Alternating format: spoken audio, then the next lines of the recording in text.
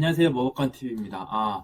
1980년대에 전국을 공포로 몰아넣었던 이 화성 연쇄 살인 사건의 그 유력한 용의자가 33년 만에 확인이 됐다라고 합니다. 그 용의자는 이제 화성 사건 이후에 처제 성폭행 살인 사건을 저질러서 지금 이미 교도소에 수감되어 있는 인물이라고 하는데요. 아유, 잘 됐네요. 뭐 물론 아직 수사 중이긴 하지만 화성 연쇄 살인 사건에서 나온 증거물에서 나온 유전자가 이 사람하고 이제 일치한다고 하고요. 그 다음에 이제 범행 수법도 이제 비슷한 게 많아서 아마 이 사람이 범인일 것이라고 이제 확신해도 될 것 같은데요.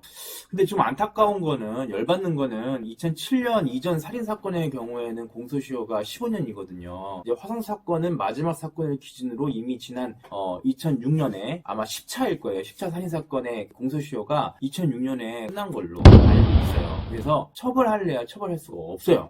그래서 이 사건을 계속 수사를 해야 되는지 그 실효성 부분에 대해서 지금 논란이 있지만 어쨌든 저쨌든 지금이라도 사건의 진실을 좀 밝혀야 된다라고 생각해요. 아무래도 국민적 관심사가 대단히 높은 사건이었잖아요. 그리고 이제 그 사건의 피해자 유족들도 그렇고요. 어쨌든 일단은 수사 결과를 지켜봐야 할 것 같습니다. 참고로 우리나라 살인죄 공소시효 같은 경우에는 이른바 태안이법이라고 해서 2015년 7월경 시행됐는데 현재 우리나라 살인죄 공소시효는 폐지가 됐어요. 폐지. 그러나 안타깝게도 이 2015년을 기준으로 해가지고 공소시효가 아직 완성되지 않은 살인죄만 적용이 가능하고요. 근데 당시 화성 연쇄 살인 사건의 공소시효가 2006년에 끝났기 때문에 이게 이제 소급해서 적용이 안 되는 거거든요. 그래서 지금 진범이 나오더라도 처벌할래야 처벌했습니다.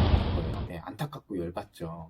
그러면 여러분 한번 이런 생각 해보시지 않으셨어요? 도대체 공소시효라는 게 도대체 왜 있을까? 왜 이런 것들을 둘까? 한 번쯤 생각해 보지 않으셨어요? 이 공소시효라는 거는 범죄 행위에 대해서 각 사안에 따라서 법리 정한 그 기간을 두고 범죄 발생일로부터 정해진 기간 만료일까지 이 피의자에 대한 처벌을 법원에 이제 기소하지 않으면 그에 따른 형사처벌이 면제되는 제도를 말하는데요. 범죄자들을 지금 못 잡더라도 나중에라도 이놈들을 잡아놓아야 될 텐데 얼핏 들으면 죄 짓고도 잡히지도 않고 잘만 이렇게 미꾸라지처럼 잘만 도망다니면 감옥에 가지 않아도 되는 정말 이상한 제도라고 할 수 있죠. 도대체 이딴 제도가 왜 있을까요? 열받죠. 그런데요, 공소시효라는 제도는 우리나라뿐만 아니라 세계 여러 나라에서 채택하고 있는 제도예요. 되게 흔한 제도라고 할 수 있어요. 그러면 도대체 공소시효라는 걸 왜 둘까요? 가장 큰 이유가 재판의 공정성 때문이에요.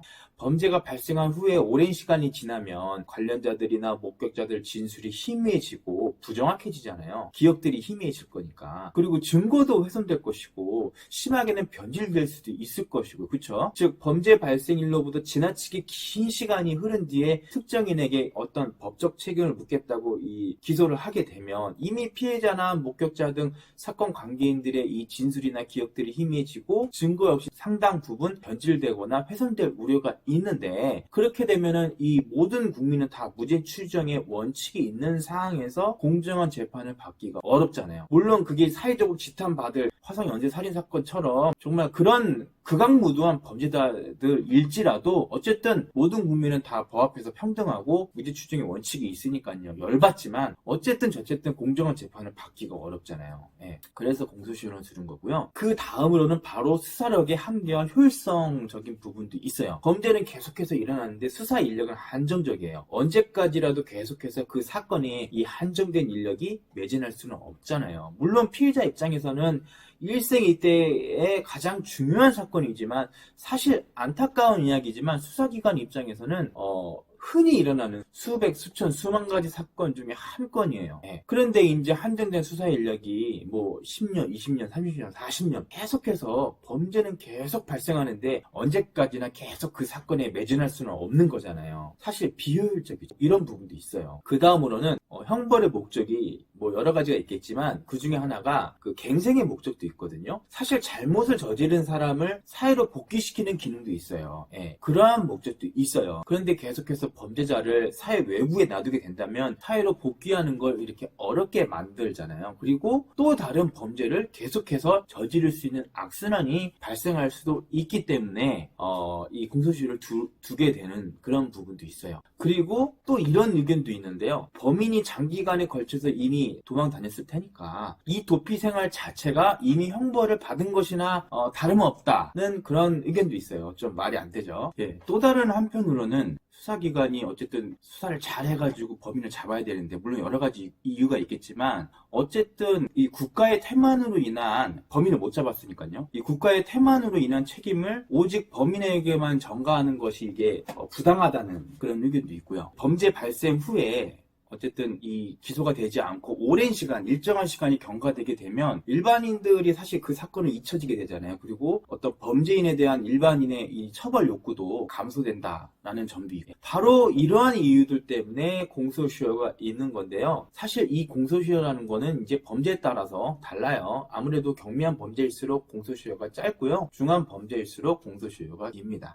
제가 살인죄의 공소시효에 대해서는 말씀드렸지만 사실 공소시효 전체에 대해서 이 제도를 유지해야 되느냐 아니면 폐지해야 되느냐 아직도 지금 그 의견이 분분하긴 해요. 공소시효를 없애자는 쪽은 이미 과학기술과 수사기법이 발전했으니까 증거 유지가 가능하고, 솔직히 공소시효가 범죄자를 위한 법이잖아요. 피해자를 위한 법은 아니잖아요. 그렇기 때문에 피해자의 정신적인 피해를 고려하지 않은 수사기관의 편의를 앞세운 악법이다라고 주장을 하고 있어요. 이게 공소시효를 없애자는 쪽의 주장이고요. 그리고 공소시효를 계속해서 유지하자는 쪽은 과학기술의 발전은 이루어진 건 맞는데 여전히 한계가 존재하고 또 억울한 피해자가 생길 여지는 계속해서 있는 거니까 이렇게 주장을 하고 있어요. 여러분들 생각은 어떠신가요? 자, 지금까지 공소시효에 대해서 알아봤는데요. 자, 제 영상이 도움이 되셨다면 구독과 좋아요 부탁드릴게요. 감사합니다.